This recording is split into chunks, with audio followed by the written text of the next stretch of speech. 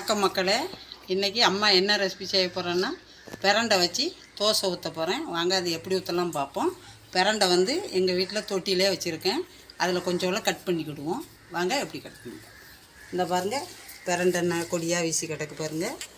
இதைத்தான் இப்போ கட் பண்ண போகிறேன். நமக்கு கொஞ்சம் போதும். பிரண்டையை கட் பண்ணிவிட்டு வரேன்.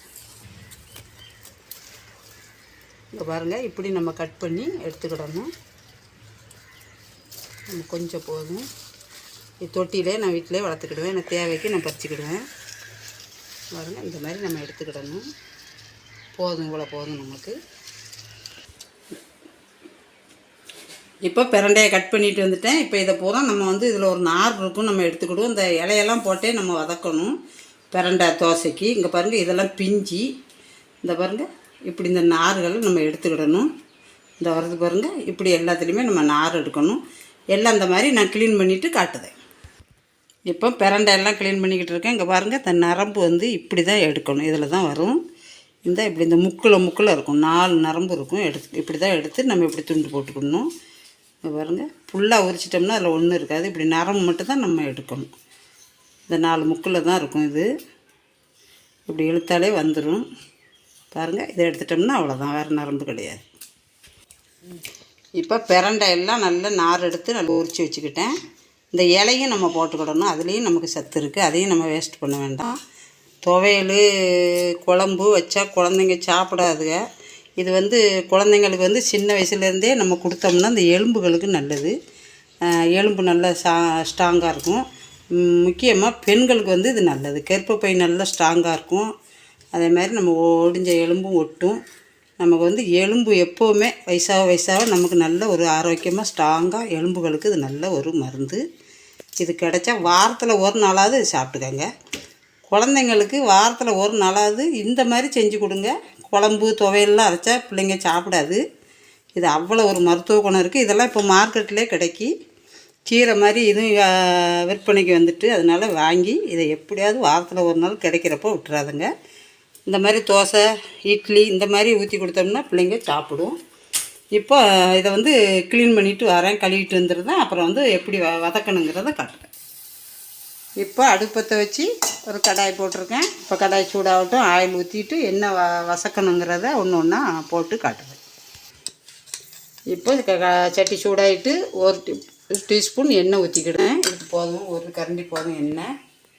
இப்போ வந்து 1/4 டீஸ்பூன் சீரகம்,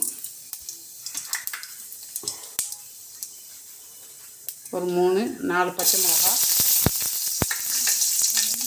மல்லிக்கீரை, கருவேப்பிலை.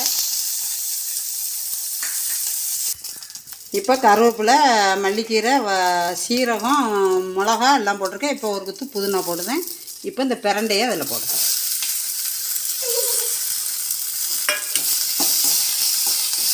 ஒரே ஒரு பல் பூண்டு போட்டுக்கிடுவேன். அது கூட அப்படியே போட்டுக்கிடுவேன். செஞ்சிருச்சு. இப்போ கொஞ்சோல மஞ்சத்தூள் போட்டுட்டேன். ஓமம் வந்து கொஞ்சோல வச்சு இப்படி கையில் அழுத்தி இப்படி கொஞ்சம் போட்டுக்கிடுவோம். ஓமம் உங்களுக்கு வேண்டான்னா விட்டுருங்க. கொஞ்சோண்டு காயப்பொடி போட்டுக்கிடுவோம். இப்போ இதை வதக்கிக்கிடுவோம். இப்போ அந்த ஒரு தக்காளி வந்து கட் பண்ணி வச்சுருக்கேன், இதை போட்டுக்கிடுவோம்.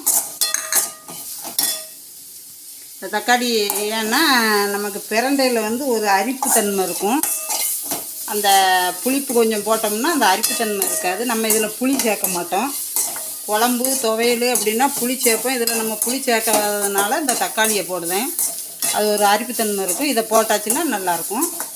இப்போ எல்லாம் நல்லா வதக்கி வச்சு இப்போ இதுக்கு தேவையான உப்பு போட்டிருக்கோம். நம்ம தோசை மாவுலேயும் ஏற்கனவே உப்பு இருக்குது. அதனால் இதுக்கு தேவையான உப்பு மட்டும் போட்டுக்கிடுவோம். இப்போ அரைச்சிட்டு வந்துடுவேன். இப்போ மிக்ஸி ஜாரில் போட்டுக்கிட்டே கொஞ்சோல தண்ணி சேர்த்து நம்ம இதை அரைச்சிட்டு வந்துடுவோம். நைஸாக அரைக்கணும். எடுத்து வச்சுருக்கேன். இந்த தோசை மாவில் இதை கலந்துக்கிடுவோம். அரைச்சிட்டு வந்துட்டேன். இதை கலந்துக்கிடுவோம். இப்போ இதில் ஊற்றிக்கிட்டேன். இதை நம்ம நல்லா கலந்துக்கிடுவோம். ஏன்னா மாவுலேயும் நமக்கு உப்பு இருக்கும். இப்போ வதக்கும் போதும் உப்பு போட்டிருக்கோம். எல்லாமே நல்லா கரெக்டான அளவாக இருக்குது. இப்போ நம்ம எல்லாம் கலந்துக்கிட்டு தோசை ஊற்றலாம். இப்போ அடுப்பத்தை வச்சு தோசை கடாய் போட்டிருக்கேன். இப்போ வந்து மாவு கோரி நம்ம ஊற்றிக்கிடுவோம்.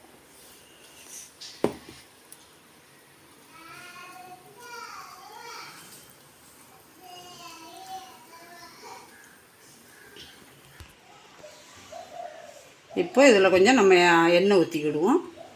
நல்லா மொறு மொறுன்னு சுட்டு எடுப்போம். தோசை முறிவிட்டு பிரண்டை தோசை ரொம்ப ஆரோக்கியமானது, சாப்பிட்டு பாருங்கள். இப்போ எடுத்துக்கிட்டு தோசையை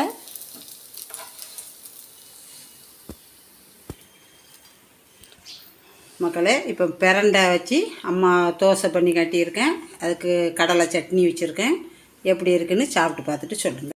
இப்போ அம்மா பிரண்டை தோசை செஞ்சு காட்டியிருக்கேன். இப்போ அதே மாதிரி நீங்களும் செஞ்சு சாப்பிட்டு பாருங்கள். எப்படி இருக்குன்னு சொல்லுங்கள். பிடிச்சிருந்தால் லைக் பண்ணுங்கள், ஷேர் பண்ணுங்கள். அம்மா சேனலில் சப்ஸ்கிரைப் பண்ணுங்கள். மீண்டும் ஒரு நல்ல ரெசிபியோடு அம்மா வரேன். நன்றி, வணக்கம்.